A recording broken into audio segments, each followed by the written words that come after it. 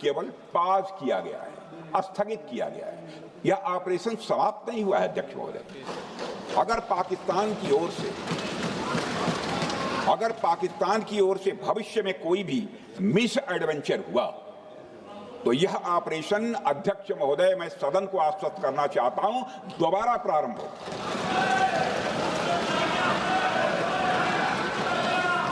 अध्यक्ष महोदय, भारतीय वायुसेना के जबरदस्त हमलों, नियंत्रण रेखा पर थल सेना की मजबूत जवाबी कार्रवाई और नौसेना के हमलों के डर ने पाकिस्तान को झुकने के लिए मजबूर कर दिया। अध्यक्ष महोदय, और पाकिस्तान की हार उनकी एक सामान्य विफलता नहीं थी, बल्कि यह उसके सैन्य बल और मनोबल या दोनों की एक हार थी। 10 मई को पाकिस्तान के डीजीएमओ ने भारत के डीजीएमओ से संपर्क किया और सैन्य कार्रवाइयों को रोकने की अपील की। मैं सदन में यह बात फिर से दोहराना चाहूंगा कि पाकिस्तान के डीजीएमओ ने भारत के डीजीएमओ से संपर्क किया और सैन्य कार्रवाइयों को रोकने की अपील की। 12 मई को दोनों देशों के डीजीएमओ के बीच औपचारिक संवाद हुआ और दोनों पक्षों ने सैन्य कार्रवाइयों पर विराम लगाने का निर्णय लिया। अध्यक्ष महोदय, हमारे सैनिकों का जो मनोबल, मातृभूमि की रक्षा करने का जो उनका समर्पण है, ऑपरेशन सिंदूर के दौरान उसका दर्शन 140 करोड़ से अधिक भारतवासियों ने देखा। मुझे खुद भी और प्रधानमंत्री जी को सीमावर्ती क्षेत्रों में जाकर हमारे जवानों से मुलाकात का अवसर मिला है। अध्यक्ष महोदय, श्रीनगर के मिलिट्री बेस पर, भुज के एयरबेस पर, उधमपुर के कमांड सेंटर पर, हर जगह प्रत्यक्ष मैंने अपनी आंखों से देखा कि हमारे सैनिकों का मनोबल अपनी पूरी बुलंदी पर था। उनकी आंखों में विश्वास है और उनका संकल्प अडिग है। वे न केवल भारत की सीमाओं की रक्षा कर रहे हैं, बल्कि हमारे राष्ट्रीय स्वाभिमान की भी, अध्यक्ष महोदय, रक्षा कर रहे हैं। अध्यक्ष महोदय, किसी भी देश में जनता सत्ता पक्ष को और विपक्ष को अलग अलग दायित्व सौंपती है, दोनों को अलग अलग दायित्व, और हेल्दी डेमोक्रेसी में तो स्वाभाविक है। सत्ता पक्ष का काम होता है जनता के हितों को ध्यान में रखते हुए कार्य करना, और विपक्ष का काम होता है सरकार से जनता के मुद्दों से संबंधित जरूरी प्रश्न पूछना। ऑपरेशन सिंदूर क्यों शुरू किया गया, इसकी जानकारी पहले भी दी गई है और आज भी मैंने सदन को दी है। अध्यक्ष महोदय, कभी कभी हमारे प्रतिपक्ष के लोग ये पूछते रहे हैं कि हमारे कितने विमान गिरे। मुझे लगता है उनका यह प्रश्न हमारी राष्ट्रीय जनभावनाओं का सही से प्रतिनिधित्व नहीं कर रहा है। मुझे लगता है उन्होंने एक बार भी हमसे यह नहीं पूछा कि हमारी सेनाओं ने दुश्मन के कितने विमान मार गिराए।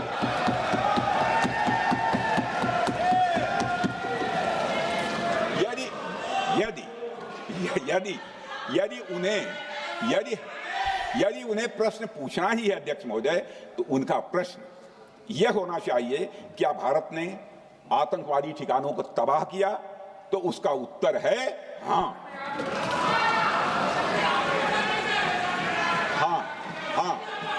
मैं विपक्ष के सम्मानित साथियों से कहना चाहता हूं कि आपको प्रश्न पूछना है तो यह प्रश्न पूछिए, क्या ऑपरेशन सिंदूर सफल रहा? तो उसका उत्तर है हाँ।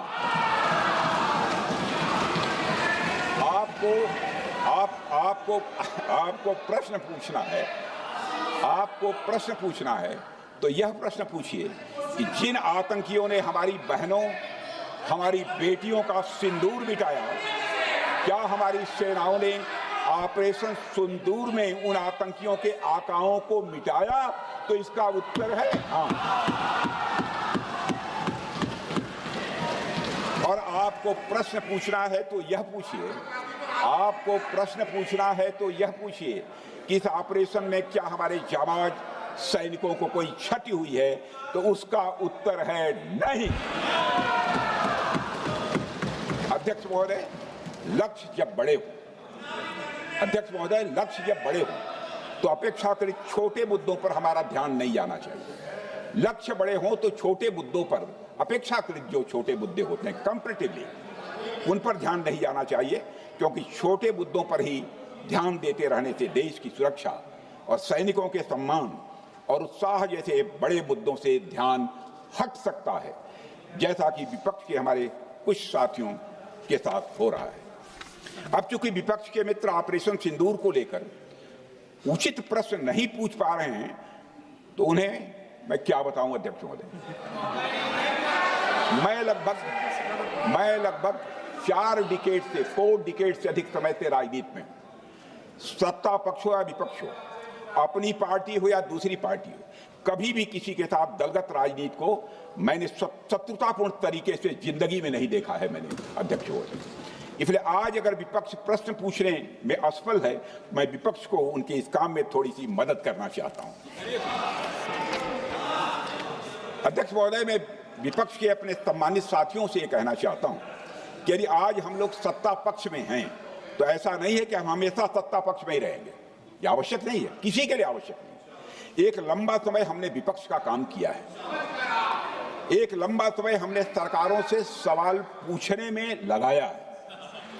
जनता ने जब हमें विपक्ष में रहने का दायित्व सौंपा था, तो हमने विपक्ष में रहकर विपक्ष की भूमिका को बड़े ही सकारात्मक तरीके से निभाया भी है। अध्यक्ष महोदय, विपक्ष में रहकर हमने कैसे प्रश्न पूछे, इसके कुछ उदाहरण मैं यहां रखना चाहता हूं। 1962 में अध्यक्ष महोदय, चीन के साथ हुए युद्ध में जब दुखद परिणाम आया, तो हमने उस समय की सरकार से यह पूछे थे, लेकिन वह प्रश्न यह था कि हमारे देश की धरती पर दूसरे देश का कब्जा कैसे हुआ। हमने यह प्रश्न पूछा था कि हमारी सेना और हमारी जनता अपमानित क्यों हुई। हमने यह प्रश्न पूछा था कि बड़ी संख्या में हमारे सैनिक हताहत कैसे हुए। हमने यह प्रश्न नहीं पूछा कि हमारे टैंक, हमारी मशीनें, हमारी बंदूकें क्यों ध्वस्त हो गई। यह प्रश्न हम लोगों ने नहीं पूछा। मशीनों और तोपों की चिंता न करके अध्यक्ष महोदय, हमने देश की टेरिटरी की चिंता की, हमने देश के सैनिकों की। इसी तरह 71 के युद्ध में, 71 के युद्ध में जब हमने पाकिस्तान को सबक सिखाया, मैं उस समय की सरकार को मैं बधाई देना चाहता हूं। हमने अपने राजनीतिक और सैन्य नेतृत्व की प्रशंसा की। हमने ये नहीं देखा कि किस दल की सरकार है, किस विचारधारा की सरकार है, इसकी चिंता नहीं की कभी। हमारे नेता अटल बिहारी वाजपेयी ने संसद में खड़े होकर उस समय के नेतृत्व की प्रशंसा की थी। हमने इस बात की खुशी जाहिर कि हमने अपने शत्रु को सबक सिखाया। हमने उस दौरान यह प्रश्न नहीं पूछा कि सबक सिखाने के दौरान में भारत के कितने प्लेन्स गिरे, भारत के कितने इक्विपमेंट्स बर्बाद हुए। यह प्रश्न अध्यक्ष महोदय उस समय भी हम लोगों ने नहीं पूछा। अध्यक्ष महोदय, यदि मैं इसे और भी प्रैक्टिकल तरीके से समझाऊं, तो किसी भी परीक्षा के परिणाम में रिजल्ट मैटर करता है। यदि किसी परीक्षा में कोई बच्चा अच्छे मार्क्स लेकर आ रहा है, तो हमारे लिए उसके मार्क्स मैटर करने चाहिए। हमें इस बात का ध्यान नहीं रखना चाहिए कि एग्जाम के दौरान उसकी पेंसिल टूट गई थी या उसकी पेन खो गई।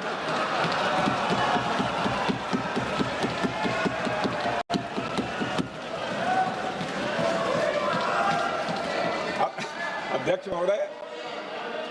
महोदय, अल्टीमेटली रिजल्ट मैटर करता है, और रिजल्ट यह है अध्यक्ष महोदय, अल्टीमेटली रिजल्ट मैटर करता है। और रिजल्ट यह है अध्यक्ष महोदय कि ऑपरेशन सिंदूर के दौरान हमारी सेनाओं ने जो लक्ष्य निर्धारित किया था, उन लक्ष्यों को पूर्ण रूप से प्राप्त करने में हमने कामयाबी हासिल की। अध्यक्ष महोदय, भारत हमेशा से पाकिस्तान सहित अपने पड़ोसी देशों से मित्रता और सहयोगपूर्ण संबंध का सदैव इच्छुक रहा है। इसके लिए भारत की सभी सरकारों ने ईमानदारी से प्रयास भी किए हैं। वह चाहे आदरणीय लाल बहादुर शास्त्री जी हों, या अटल बिहारी वाजपेयी जी हों, या हमारे स्वर्गीय मनमोहन सिंह जी हों, या प्रधानमंत्री श्री नरेंद्र मोदी जी, सभी ने हमेशा चाहा है कि इस इलाके में शांति और समृद्धि बनी रहे। सभी ने यह चाहा। अध्यक्ष महोदय, यह बात हमारी सिविलाइजेशनल वैल्यूज के साथ मेल खाती है, इसलिए ऐसा हुआ। अध्यक्ष महोदय, पूरा विश्व जानता है कि पूर्व प्रधानमंत्री से अटल बिहारी वाजपेयी जी ने शांति का संदेश लेकर 1999 में लाहौर बस यात्रा की थी। वह सिर्फ एक यात्रा नहीं थी, वह यात्रा भारत की संस्कृति और शांति की प्रतीक थी। यह हमारे भारत की प्रकृति थी।